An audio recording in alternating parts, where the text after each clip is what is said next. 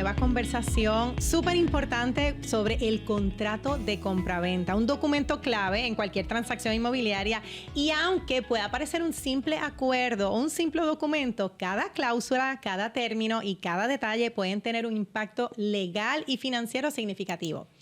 Para ayudarnos hoy a entender mejor este tema, nos acompaña el licenciado Roberto Varela, experto en Derecho Inmobiliario, quien nos explicará cuáles son esos errores más comunes, los derechos, responsabilidades de compradores, vendedores y cómo evitar complicaciones que pueden poner en riesgo la operación.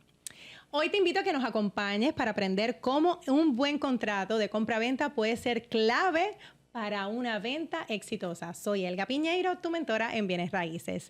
Y bueno, hoy tengo a mi gran amigo, el licenciado Roberto Varela. Bienvenido. Muchas gracias, Elga, y agradecido por la oportunidad y te felicito por lo que estás haciendo. Te veo en las redes sociales en todos lados, ahora incursionando en YouTube, que no es fácil. No. Es un trabajo arduo, así que te felicito a ti y a tu grupo de trabajo, que veo que está creciendo muchísimo. Gracias, gracias.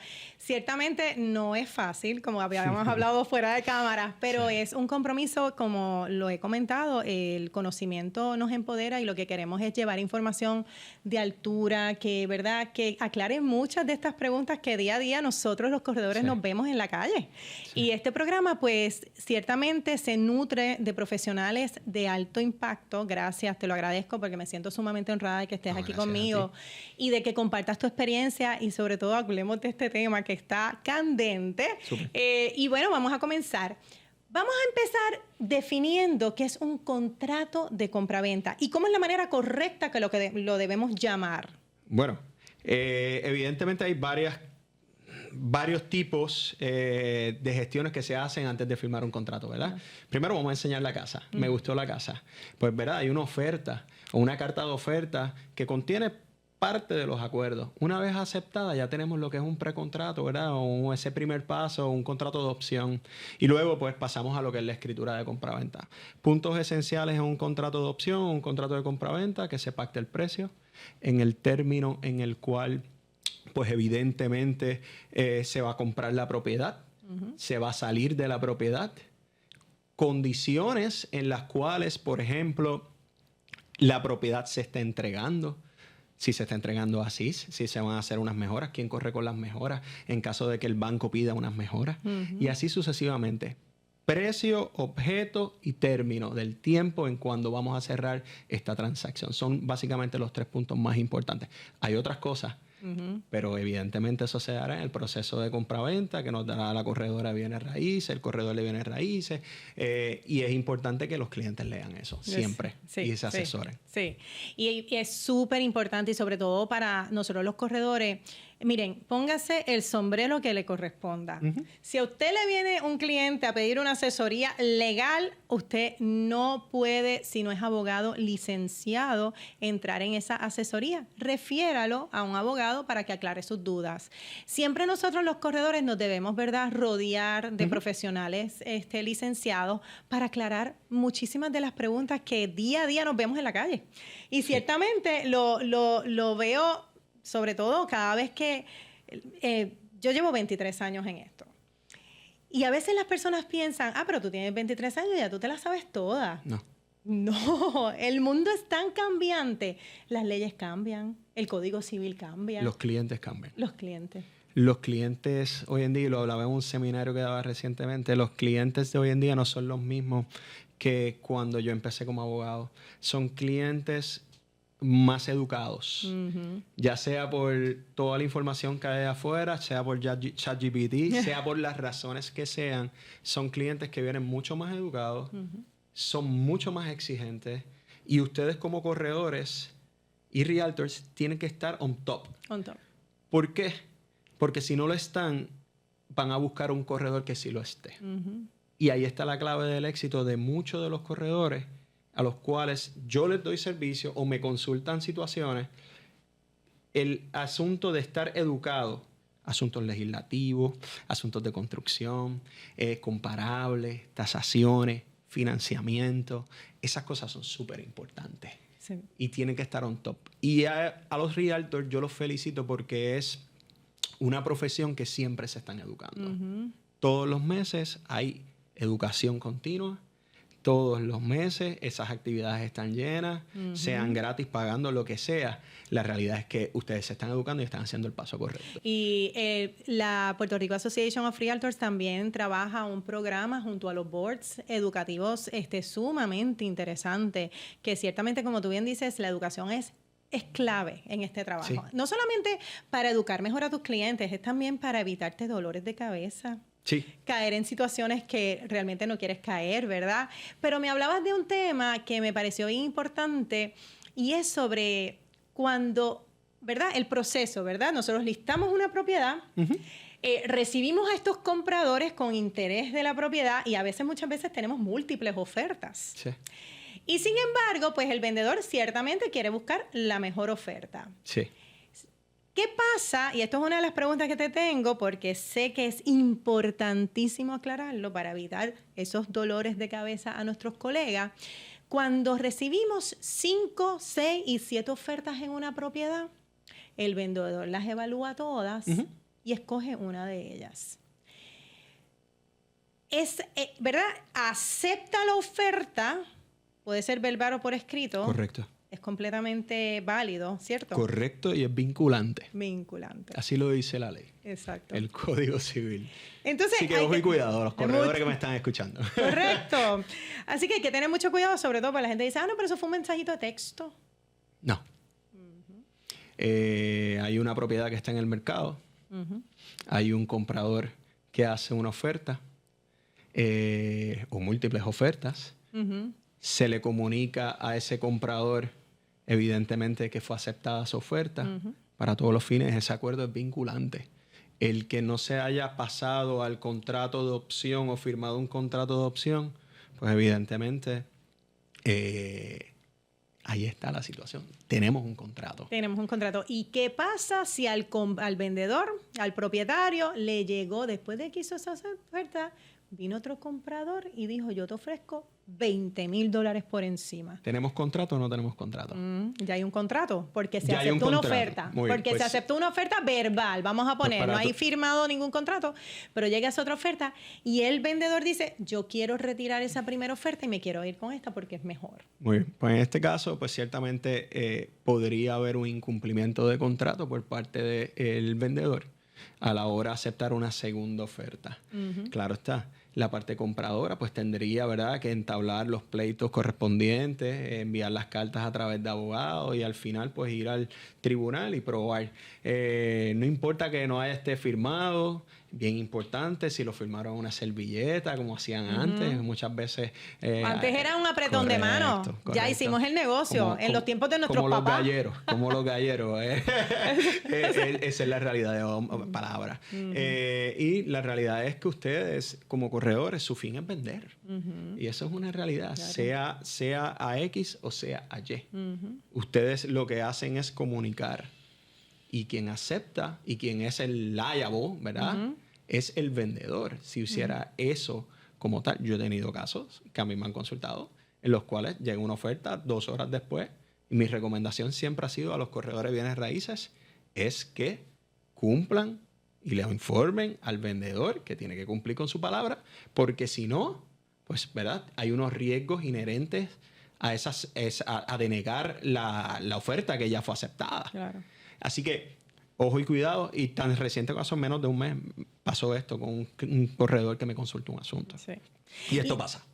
Sí, o sea, y es importante, por eso lo traigo a la mesa, porque ciertamente esta conversación estamos aquí para aclarar todas estas situaciones que surgen y que colegas, ¿verdad?, me la traen, porque también, ¿verdad?, me llaman, me hacen estas consultas y cuando es la parte legal, pues uno tiene que delegar esa pregunta al experto. Así que por eso me comprometí en aclararlo en este programa. No, y Elga, bien importante porque preparándonos para esta conversación, en el Código Civil Nuevo hay una cláusula que habla que es nula toda cláusula que establezca, una vez ya hay un contrato, que si aparece un mejor postor, yo puedo dejar sin efecto el contrato. En Estados Unidos sí, en algunos estados se puede hacer eso. En Puerto Rico no.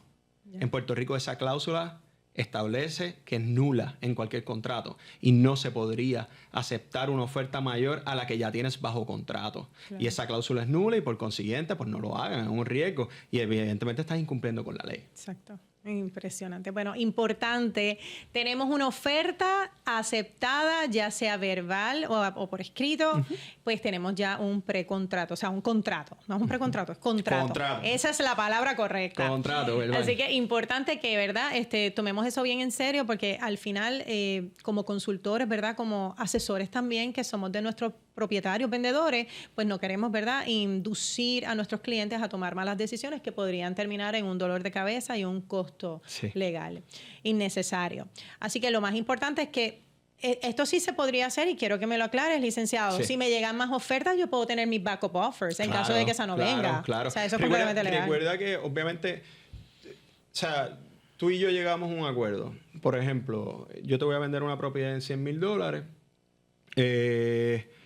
Va a ocurrir un financiamiento, evidentemente, o posiblemente es cash. Pero en el transcurso de la negociación no podemos llegar a un acuerdo. Eso, ciertamente, ahí no habría un contrato válido y tú podrías seguir mercadeando la propiedad. Pero si yo te digo, tú me dices, te voy a vender en 100. Y yo te digo, perfecto. Pues aquí lo que falta es el asunto del financiamiento. Envíame el contrato. Pero no significa que tú puedes seguir mercadeando la propiedad porque ya tú tienes el visto bueno mío que yo te voy a vender o que tú me vas a comprar. Claro. Así que por ahí iría la cosa. Oye, sabemos que hay clientes que cogen y dicen, ya yo tengo una oferta ahí.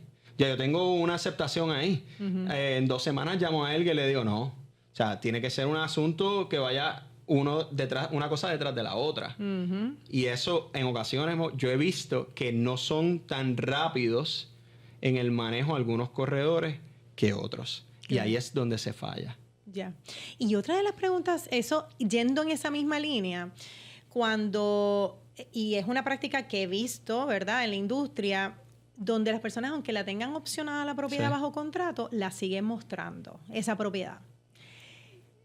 ¿Es eso ilegal? No creo que haya un artículo que diga que sea ilegal. Okay. Pero ciertamente están incumpliendo el principio básico de todo contrato de compraventa o de opción, que es retirar del mercado una propiedad. Claro, hay que ver en qué momento se da. Ya cogí un depósito, no he cogido un depósito. Okay. Me van a enviar una documentación, hay algo por escrito. O sea, depende del momento en que se dé y las circunstancias específicas del caso. Claro. O sea, por eso esto es caso a caso. Tú decías que llevas 23 años en esto. Sí. Todos los días se ven. Qué sé yo, 16 años, 17 años. No todo en los primeros 3 años de mi vida fue litigio, básicamente. Después fue que entré a las bienes raíces. Pero la realidad es que caso a caso y las circunstancias de todos los casos son distintas. Sí. No, tú no has tenido un caso, yo pienso, igual, idéntico. Nunca. No he tenido un caso fácil, nunca tampoco. Yo tengo corredores que nunca me traen casos fáciles. No. O sea, mucha gente piensa que este negocio es easy money. La realidad es que no lo es. No. O sea, todos los casos tienen algo complicado. Y por eso es que yo siempre digo, el corredor, ¿verdad?, que se prepara, que se educa, a través también de la experiencia, resuelve tanto. Sí. Mira, sí, es una realidad. Eso es una realidad. Y todos los días ustedes como corredores se enfrentan a situaciones nuevas, al igual que nosotros como abogados. Es un no residente. Que eso es la práctica normal. Aquí hay una realidad. En Puerto Rico, gran parte de la población se fue después del año 2017.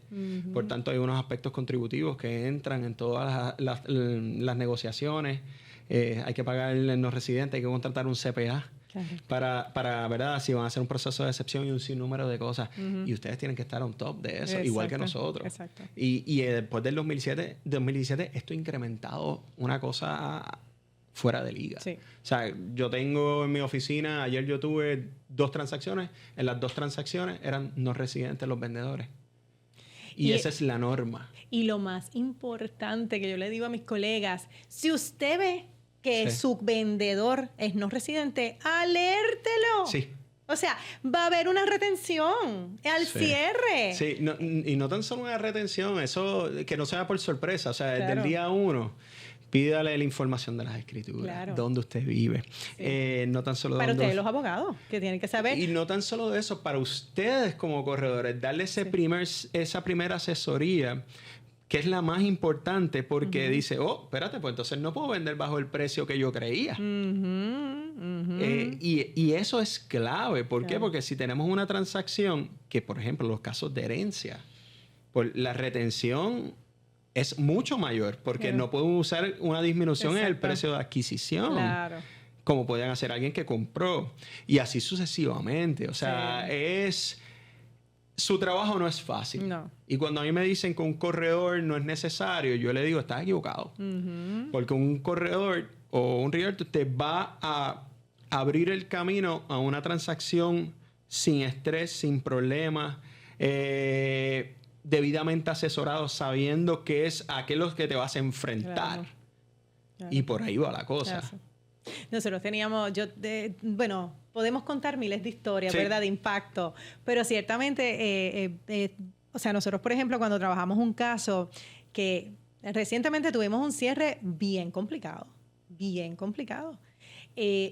nuestro propietario nunca se enteró de todo lo que nosotros tuvimos que hacer para que él llegara al cierre. Él lo único que me pregunta, ¿está todo bien? Está todo bien. ¿Cómo nosotros poder demostrarle esa seguridad de que estaba todo bien? Por la unión, porque yo siempre digo, tienen que ustedes tener a su lado a su abogado de confianza, a quien usted le consulta. Mira, Varela, yo tengo esta situación, ¿cómo yo lo puedo resolver? Yo no le quiero traer este estrés a mi cliente. Dime la solución, ¿cómo lo hago? Por eso es que ustedes, ¿verdad?, tienen que, cuando vayan a firmar un contrato, tener todos los elementos. Escritura, identificaciones, documentos de la propiedad, saber cuánto es el HOA, saber las cosas que pueden hacer o no pueden hacer, especialmente ahora que todo el mundo quiere invertir para el mercado de alquileres a corto plazo. Airbnb.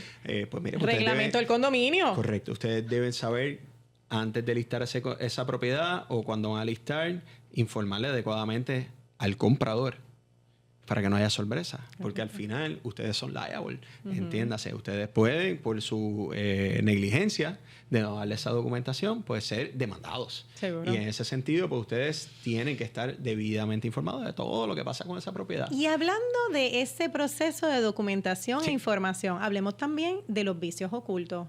¿Cuánto, verdad? Nosotros, por ejemplo, como corredores de bienes raíces, tenemos una obligación de divulgar todo lo que nosotros sepamos. Claro. Un corredor no puede ocultar, y esto es bien importante y se lo digo y lo repito, si usted sabe que esa propiedad tiene un problema de plomería, de electricidad, de inundación en un área, y usted lo sabía, y usted se ocultó la información y no la divulgó, puede haber consecuencias. Totalmente. Totalmente. Igual que los vendedores. Esa es la realidad. O sea, si allí hay una propiedad... Yo recuerdo de los primeros casos que yo llevé de cobro de dinero y ejecución de hipoteca representando un banco. Esta persona que lo que hacía era comprar propiedades y revenderlas. Inmediatamente después de remodelarlas, tenía un techo completamente... Era una propiedad en Villa Carolina. Completamente... ¿De madera? No, era en concreto, pero las varillas estaban todas explotadas. Y él lo tapó. Sí, lo que hizo fue un trabajo mínimo, para no decir otra palabra. Le dio una lavadita de cara. Una lavadita de cara. Y al mes de haber cerrado la transacción, pues, ¿qué pasó? El techo se cayó. Gracias a Dios no pasó nada con estas personas, pero ciertamente había un vicio que ellos no comunicaron.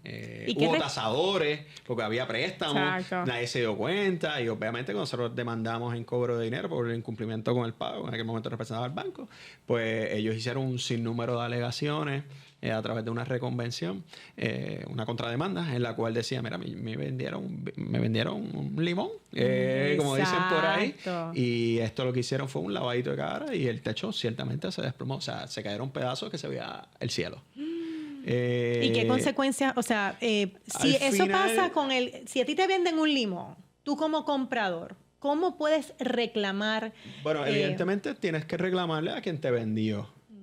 Pero ciertamente tú sabes muy bien que las transacciones en Puerto Rico se hacen así. Y que se le dice al comprador, ¿verdad? Que hay una cláusula que dice que la parte compradora, ¿verdad? Ha podido inspeccionar la propiedad. Muchos de ustedes en sus contratos ponen, ¿verdad? Que recomiendan, y esa es una de las recomendaciones. Así que aquel que lo esté viendo, ese es uno de los hints. Tienen que inspeccionar las propiedades. Sí. Si su contrato lo dice, dígale a ese comprador que tiene el derecho a inspeccionar la propiedad. Normalmente tienen 10 días. Pues háganlo de tan pronto firmen el contrato.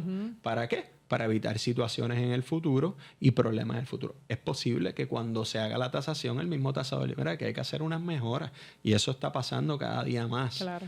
Pero la realidad es que, a los ejemplos que di hace unos minutos, no le pasó lamentablemente. Sí, porque el tasador no es inspector. Correcto. O sea, su deber es tasar la propiedad, correcto, pero no inspeccionarla. Correcto. Ciertamente es súper importante. Y en ese aspecto, el rol del corredor también, vuelvo y lo repito, esa parte de divulgar es sumamente importante. Sí. En tu experiencia, ¿qué cláusulas de un contrato de opción siempre tienen que estar? Bueno, evidentemente un término. No dejar el contrato abierto. En este caso, la transacción ocurrirá en 30, 60, 90 días. Eso tiene que estar siempre. Jamás un contrato de un año para que la persona compradora ejerza, porque pasan muchas cosas en un año. Esa es la realidad. El que va a comprar, ya sea cash o sea financiado, pues en 30 días, 60 días o 90 días se comienza el proceso y si hay que extender el contrato, pues se extienda. La cláusula ASIS. Eso tiene que estar en todas y cada uno de los contratos. Que inspeccionen. La inspección es sumamente clave. Evidentemente a los corredores que están viendo esto, pues obviamente los relevos correspondientes de su responsabilidad, porque es la información que el cliente vendedor te da. Ustedes tienen que poner unos relevos de que ustedes no se hacen responsables de X o Y cosas. Claro. Si evidentemente ya sabemos que la parte vendedora es un no residente, pues que tengan una cláusula de esos fines en su contrato, que va a haber unas retenciones. Bien importante, los gastos legales. En ese aspecto... Sí. Si tenemos un y perdona que te interrumpa, pero es importante aclararlo. Si yo tengo un vendedor que no es no residente en el contrato de listado, no de opción de compraventa, ¿estaría bien entonces que se haga esa cláusula? Pero también deberíamos también incluirla en la compraventa. Yo lo recomiendo. Recuerda que el contrato de listado es un contrato entre vendedor y corredor. Y corredor. Ajá. No es entre comprador y vendedor. Y recuerda que conforme al Código de Rentas Internas, quien está obligado a enviar el dinerito al Departamento de Hacienda, ya sea a través de colecturía o a través de Suri, es la parte compradora. Y que ellos sepan desde ya que tienen que contactar un contable o un CPA de su preferencia, el de su confianza. No se le está imponiendo ninguno, pero es importante que sepan que esa persona es quien tiene que enviar el dinero al Departamento de Hacienda. Claro. Y que no es el corredor, ni mucho menos el abogado. Exacto. Yo le puedo hacer el cálculo, yo le hago el cálculo, le digo esto es lo que tienes que pagar el Departamento de Hacienda, pero bien importante, ese paguito que usted como comprador tiene que hacer, tiene que ser confirmado con un contable o con un CPA. Claro. ¿Por qué? Porque si no lo confirmamos, puede que yo tenga un error. Y entonces Hacienda le va a notificar que hay una insuficiencia en el pago. Y eso podría equivaler a un embargo sobre su propiedad que usted está adquiriendo porque usted envió chavitos de menos o chavitos de más. El cálculo es sencillo. Y hacemos esa cláusula para proteger al comprador. Claro. Sí, porque si no está y él se niega, claro, entonces pudiera la transacción culminar. Bueno, el comprador no se puede negar porque está incumpliendo la ley. Claro. O sea, el pago lo tiene que hacer él. Claro, o sea, no hay duda de. O sea, puede que se contrate algún tipo de gestor, contable o CPA, pero la obligación está. O sea, incluso eso se baja del precio de venta. No es que le encarece la transacción a la parte compradora. Claro. Bien importante, si eran $15,000 que había que enviar para el Departamento de Hacienda, se bajan de los mismos $100,000 del precio de venta. Claro. O sea que al vendedor se le entregan $85,000 si fuera el único gasto que tiene. Claro. Y vuelvo y digo, el no residente también tiene un segundo turno al bate porque él puede radicar una planilla al Departamento de Hacienda el próximo año fiscal y una vez obtiene o radica esa planilla del año fiscal próximo, pues puede obtener la devolución de ese dinero. O sea, no todo está perdido. Claro. Es bien importante, pero tienen que contratar un contable, tienen que contratar un CPA que haga esas gestiones. Impresionante. Y entonces, la última sugerencia que esté en ese contrato, pues evidentemente, ¿quién va a pagar los gastos legales? Cada día se ve más negociación con respecto a los gastos legales. Hoy, por ejemplo, estaba haciendo una consulta en la cual estamos ofreciendo que vamos a pagar, como la parte compradora, que es a quien yo represento, vamos a pagar los gastos del corredor. Claro. Se le estamos quitando esa responsabilidad para hacerle una más atractiva al vendedor. Y no tan solo estamos haciendo eso, sino que le estamos pagando los gastos legales de la compraventa, no de la hipoteca. Claro. Y en ese sentido, eso es importante que esté pactado. O si nos vamos conforme a la ley. Claro. Vendedor paga unas cosas, comprador paga otras. Exacto. Y la cancelación, pues la paga vendedor. A menos que haya algún tipo de acuerdo. Pacto en contrario. Sí. Una de las cosas bien importantes que siempre nosotros tenemos bien claro es que cuando un contrato se hace por un término, ya sea de 30, 60, 90, la renovación no es algo automática. No. Mucha gente piensa, pues si no llega a los 90 me van a renovar. No. Y es tan importante aclarar esto porque cuando yo le explico a los clientes es, ok, 90 días es suficiente para adquirir el préstamo. Es una parte de la negociación de esa transacción. Sí. Voy al vendedor, mira, la persona te puede comprar, pero toma 90 días en adquirir la vivienda, no tienes problema, no hay ningún problema. Ahora, muchas veces el propietario me dice, son 90 días, ni un día más. Entonces, ¿cómo nosotros podemos, verdad, llevar el mensaje de la importancia de respetar esos términos? Bueno, lo primero es cuando el caso es financiado. Claro. Cuando es financiado, hay que decirle desde entrada al banco, tengo instrucciones claras y precisas que son 90 días o son 60 días. El financiamiento tiene que ocurrir en o antes de esa fecha. Correcto. ¿Por qué? Porque nos exponemos, uno, a tú como corredor, perder ese negocio. Y dos, banco, perder ese financiamiento. Así que hay que poner, como dicen ahí, el pie en el acelerador sobre todo este asunto. Y tan cercano como esta semana, yo tengo unos clientes míos que le dieron 60 días a un muchacho para comprar. Y no se dio el financiamiento. Todavía no he hablado ni he levantado el teléfono para verificar si va a ocurrir la transacción. Pero yo entiendo que no va a ocurrir. Porque es un mercado de vendedores. Sí. Las ofertas están lloviendo. Y en ese sentido, hay que apresurar y hay que ser diligente. Mi recomendación siempre a los corredores, sean organizados. Si usted sabe que el contrato vence en 15 días, empiece la negociación. Métale presión al banco. No, y sobre todo, uno de los consejos también que yo le doy a nuestros colegas es, cuando usted recibe una oferta, que usted sabe que, ¿verdad?, es la mejor oferta financiada, hable con el banquero que está trabajando ese financiamiento. Porque cuando usted mira, yo estoy trabajando una negociación de 90 días, estás haciendo un 203K FHA, te da ese término. Tú entiendes que en 90 días, porque te estoy poniendo 90 días, pero a lo mejor me lo puedes cerrar en 45. Sí. Pero lo que quiero saber es darte un término que tú como banco me puedas cumplir y no se me caiga la transacción. Correcto. Entonces, eso para mí, esa comunicación del corredor proactivamente llamando al banquero para asegurarse que en efecto esa transacción se dé en ese término acordado y dejarle con claridad, la extensión no es algo garantizado. Sí. Pudieran cambiar los términos. Si se te expira el contrato, el vendedor pudiera decir, te la vendo, pero ahora no es el mismo precio. ¿Correcto? Correcto. Y eso pasa y pasa mucho. Sí. Lamentablemente hay veces que queremos cerrar los casos porque pensamos que el caso está straightforward, que es un casito sencillo, pero no sabíamos, porque no teníamos un estudio de título, que había un embargo del Departamento de Hacienda. No sabíamos que habían unas cosas que hay que arreglar en la propiedad. Pues en ese sentido, todo eso tenemos que hablarlo siempre con las partes. Y tenemos que decirle a ese vendedor, mira, está pasando esto. Tenemos que hacer esas llamadas de rigor. Tenemos que decirle, mira, no te pongas impaciente. Esto va a salir. Pero necesito que me firmes un contrato, un adendum de 10, 15 días. ¿Por qué de 10, de 15 días? Porque si yo le meto presión, o ustedes le meten presión a ese banquero, decirle, mira, no va más. Tenemos hasta el día 15 para firmar. Seguro. Si no firmamos antes del 15, se cayó el negocio. Y esa persona que está, ese banquero, trabaja por una comisión. Caso que no cierra, caso que no cobra. Claro. Así que igual que ustedes. Igual ustedes, igual yo. O sea, yo he tenido casos que yo he hecho absolutamente todo. Lo único que necesito es que me citen a cierre. Y así mismo me envía un email. No hubo acuerdo entre las partes, no tasó la propiedad y tengo que coger el mismo caso, botarlo en la basura. Impresionante. Sí. Y eso pasa. Eso pasa. Y eso pasa bastante. Sí.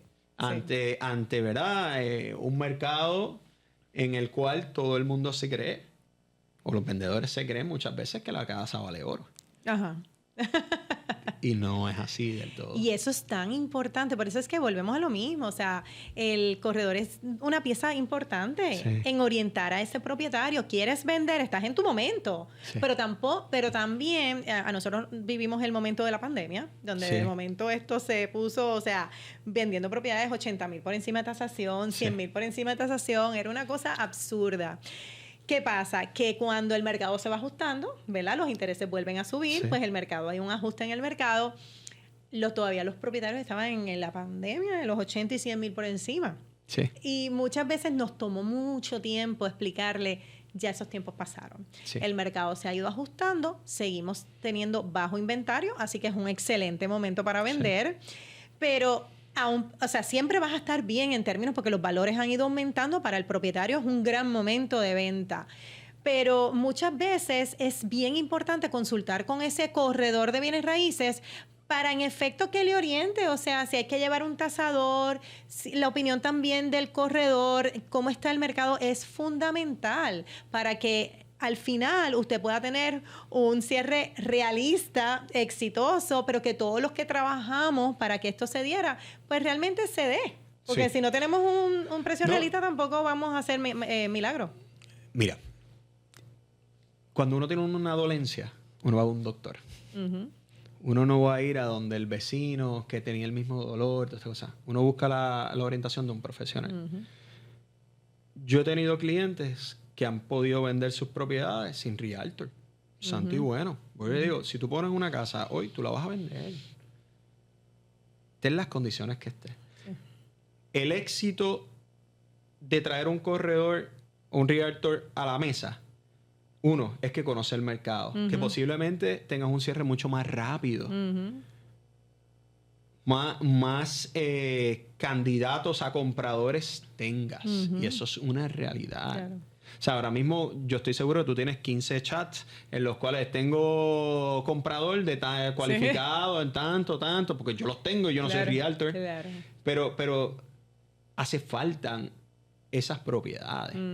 Y el corredor, yo les garantizo, tal vez no consiguen los 80 por encima de tasación, pero 20 y 30 se los aseguro que los van a conseguir. No se los aseguro. Les puedo decir que tienen gran probabilidad. Exacto. Porque no me gusta asegurar nada. Claro. Pero la realidad es que al final ese corredor, si usted iba a vender en 100 y el corredor le va a vender en 120 y le va a cobrar un 5%, usted estaba ganando $15,000 más. Y esa contratación vale la pena, porque si yo estoy ganando $15,000, porque yo iba a vender en 100, claro, pero tú me conseguiste 120. Claro. Le quito los 5% de la comisión, por decir un número. Estoy ganando. Sí. Así que por ahí iría la cosa. De hecho, eso mismo es lo que hablaba ayer en un conversatorio que tuvimos del Bayamón Board. Miren, esto es bien fácil. Y esa historia que hiciste se da muchísimo. Nosotros tenemos, tan reciente, un gran amigo mío me llama y me dice, pues mira, este familiar mío acaba de vender su propiedad. Y yo, ¿en dónde? Yo pues me alegré porque se tenían que mudar y todo. Mano, pero qué bueno. ¿Dónde la vendió? Porque también me funciona como una comparable para las próximas propiedades. Pues mira, la vendió en este sector. Lo sufrí. En este sector él está súper feliz, súper contento. Se lo compró un vecino y está, olvídate, porque ya se va. ¿Y en cuánto fue que vendió? En tanto. Y yo, chévere, pues qué bueno. Yo no le dije nada en ese momento, pero me dio una pena tan grande porque era una familia que necesitaba esa venta, necesitaba esos chavitos porque se estaban relocalizando a Estados Unidos y con esos chavitos iban a comprar su próxima propiedad. Esa persona vendió $60,000 por debajo de lo que valía su propiedad. Y él pensaba que estaba haciendo su mejor negocio. Entonces, yo no, obviamente, ¿verdad? No digo nada, no lo quiero hacer sentir mal, pero ahí es donde yo digo, tenemos que ir al recurso, tenemos que saber lo que va, porque también estamos viendo propietarios que no saben el valor de su propiedad y de verdad no le sacan el equity que podrían estarle sacando. Yo lo veo mucho en los herederos. Ajá, también. Porque como dicen por ahí, a caballo regalado no se le mira el colmillo. Sí. Sí. Y la realidad es que como ellos no gastaron un solo centavo en la adquisición de esa propiedad, lo que quieren es salir de ella para catch out. Claro. Y no saben que la prisa juega en contra de ellos. Claro. Porque, vuelvo y te digo, contratamos un corredor que trae un valor a la transacción, que tiene unos compradores posiblemente, ávidos aprobados. Y en ese sentido, esa es la faceta. Y yo lo decía el otro día. Ustedes traen mucho a la mesa. Claro, claro. Sea como corredor del vendedor o como corredor del comprador. También. Que es un tema que pudiéramos estar hablando, que vamos correcto. a estar hablando en otro momento, porque es un tema que ahora mismo se está hablando, que es la representación del comprador. Sí, y la realidad, yo hablaba en un foro que ese buyer rep o ese corredor del comprador no encarece la transacción, trae valor a la misma. Claro. Y así es como se debe mirar, y aquellos, ¿verdad?, que no le gusta hacer cobro, todas estas cosas. Sí, sí. Pues el mercado está ahí. O sea, ayer hablamos de los cobro, es que es un tema que hay que hablarlo. Es que ante la falta de propiedades claro, hay que hablarlo. Hay que hablarlo. O sea, yo conozco personas que listaban 100 propiedades al año. No llegan a 50. Sí, sí. Y si hablamos de las ventas judiciales, que esa estadística yo la saqué y la discutí con varios profesionales, tasadores y personas que bregan con comparables. O sea, en Puerto Rico pasaban, para que tengan una estadística, el año que menos ventas judiciales en tiempos recientes se ha hecho es el año de la pandemia. Si no recuerdo, fueron como 1,800. ¿Tú sabes cuántas se hicieron el año pasado? ¿Cuántas? 1,974. Wow. O sea, no hay ventas judiciales. Y las ventas judiciales en el año 2020, en el año 2020 de la pandemia, ese año natural, que estuvimos cerrados marzo, abril, mayo, y en junio fue que a los abogados le permitieron hacer escrituras. No ocurrieron escrituras en 3 meses. Sí. O sea, ni con permisos especiales ni con nada. No podíamos hacer un affidavit. Yo llamé a pedir permiso a la oficina de inspección de notaría y me dijeron, mira, Varela, no puedes. No puedes. No puedes. Y pues, sí. Y eso pasó. Y el año pasado se ejecutaron o se ocurrieron 100 y pico de ventas judiciales más, que no cayeron en la cartera del banco. Porque ¿qué es lo que está pasando ahora con las ventas judiciales, con la subasta? Que hay una fila de licitadores. Sí, no llegan. Y no llegan al banco. Por tanto, eso son propiedades que las utilizan para flipearlas. Para flipearlas. Y eso eran listados que le caían a ustedes. Exactamente. No, y yo vengo de la industria de reposeída. Correcto. O sea que yo salí de la industria de reposeída con excelente experiencia. Sí. Y venía del área de los short sales, ¿te acuerdas? Allí cuando trabajaba, sí, allí nos conocimos. Yo siempre feliz cada vez que el licenciado Varela iba a cerrar un caso de short sale conmigo. Porque miren, esta industria es mucho networking. Lo que hablábamos también del cobroc, la importancia del cobroc. A veces decimos, ay, como no hay inventario, quiero vender esta propiedad yo solo, pero el problema de esa mentalidad es que esto es un negocio donde tú dependes de tus relaciones, de las relaciones que tú construyas en la industria, sí. Y cómo esas relaciones te van a ir permitiendo seguir escalando, ¿verdad?, en tu industria.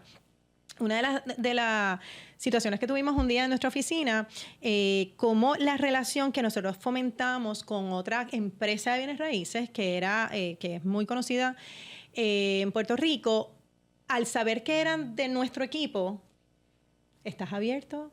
Cobró 50-50. Así que eso nosotros tenemos que fomentarlo, porque en la medida que tú empiezas a decir no al cobro, te estás cerrando las puertas. Sí. El día que tú tengas un listado, eres de San Juan, eres en Ponce, sí. ¿Quién te va a apoyar? Y ojo y cuidado. Si estás infringiendo los cánones de ética. También. Porque no hay ningún problema con que tú no quieras hacer co-broke, pero tú se lo tienes que comunicar a tu cliente en ese contrato de listado. Porque yo sé de una persona que mandó al hermano a llamar al corredor y le dice, mira, es que yo tengo un corredor que quiero utilizar esto, lo otro, para que a ver si tú haces co-broke. Y le dijo que no. Y le tumbaron el contrato. Okay. ¿Por qué? Porque no le divulgó que no hacía co-broke Claro. a su cliente. Y eso es una violación ética. Claro. Garrafal. Inclusive es hasta una violación en tu deber fiduciario hacia el propietario. Correcto. No tan solo eso. Tu negocio es vender. Tu negocio no es tener una propiedad 120 días, 6 meses en tu cartera porque tú no haces cobro. Tu negocio es vender y quedarle bien a ese cliente. Claro. Si tú no haces cobro, no hay ningún tipo de problema, pero comunícaselo a tu cliente. Sí. Y que eso esté por escrito. Y eso en el aspecto legal. Sí. Pero en el aspecto profesional... Es horrible. Es horrible. A mi entender es horrible. Claro. O sea, a mi entender... No, y de verdad, siempre lo he dicho, tienen que traer y crecer las relaciones en la industria. Sí. O sea, ustedes no tienen idea cómo yo tomo el teléfono del licenciado Varela, tengo esta pregunta y ahí está. Sí. Pero ¿qué pasaría si el licenciado Varela me llama y no? ¿Usted se cree que va a tomar mi llamada? Claro que no. No, Esto se trata de trabajar en pro de todos, de ayudarnos, de apoyarnos. Pero para finalizar, ¿qué consejo tú le darías a un corredor que hoy está allí mirando y observando esta conversación que no haga en un contrato de opción? ¿Qué cosas no debe hacer? ¿Qué cláusulas que tú has visto en tu experiencia no deberían estar? Bueno, quiero primero hablarle al consumidor. Al consumidor, ok. El consumidor, lean, pregunten, lean de nuevo y consulten. Esa es la regla básica. Esas 4 cosas. ¿Y por qué? Porque ese contrato posiblemente es el más importante que va a firmar o la obligación más importante que va a firmar por el resto de sus días. La casa es el contrato posiblemente más largo que cada uno de los consumidores firma. ¿Ok? Claro. O de los clientes. A los corredores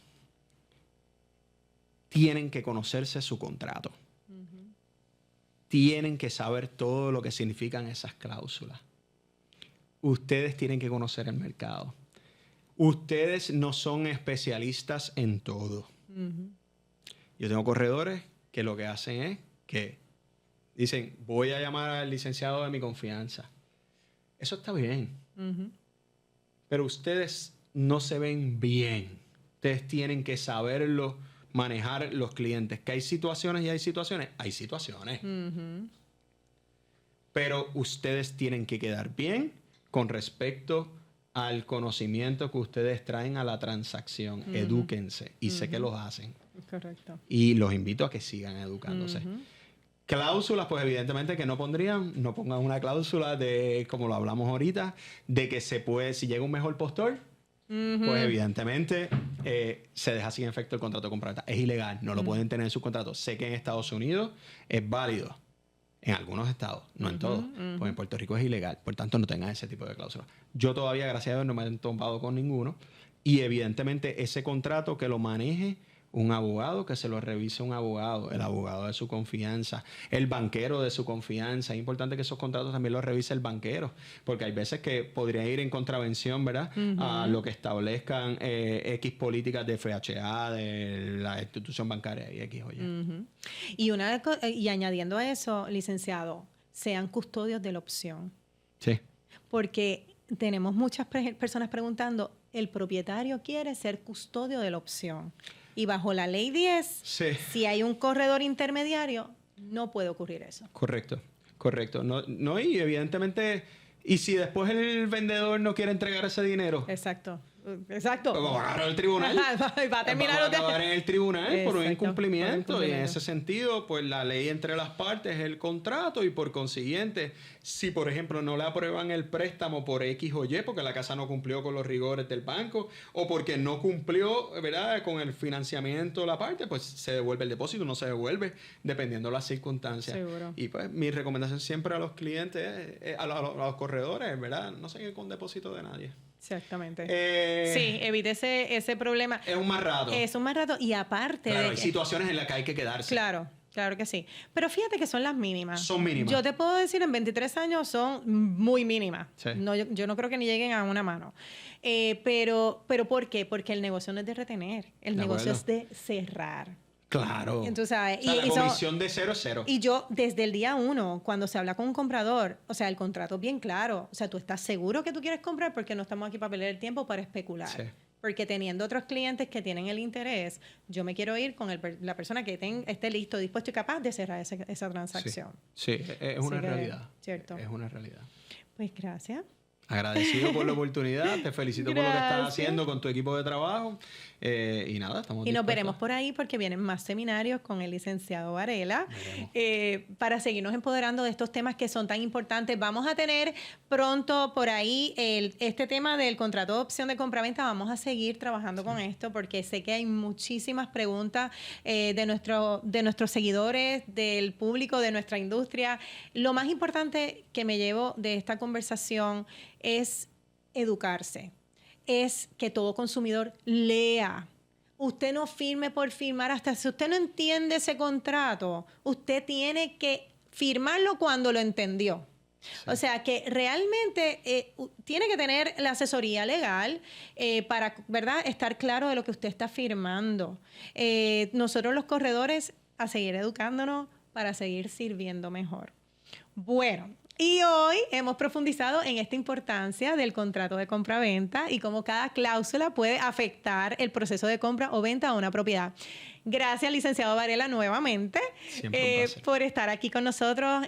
Gracias por compartir tu conocimiento. Hemos podido comprender los aspectos claves de lo que es el contrato de opción de compra-venta para todos los compradores, propietarios y agentes. Así que tengan en cuenta cómo evitar todos estos problemas y proteger sus intereses. Si hay un consejo fundamental que podemos llevarnos es que nunca se debe firmar nuevamente un contrato sin entenderlo completamente. Consultar con un experto y revisar cada detalle es la mejor manera de asegurar una transacción exitosa. Bueno, gracias por acompañarnos hasta aquí y como siempre yo no me despido invitándolos a mi canal de YouTube porque, como siempre saben, sigo subiendo entrevistas a este nivel en nuestra plataforma de YouTube. Así que suscríbanse, denle a la campanita, denle like para que les llegue todo esto a primera hora. Tan pronto se suben, ustedes van a estar recibiendo esta información. Por ahora nos despedimos, pero los esperamos la próxima semana por aquí, por el mismo canal.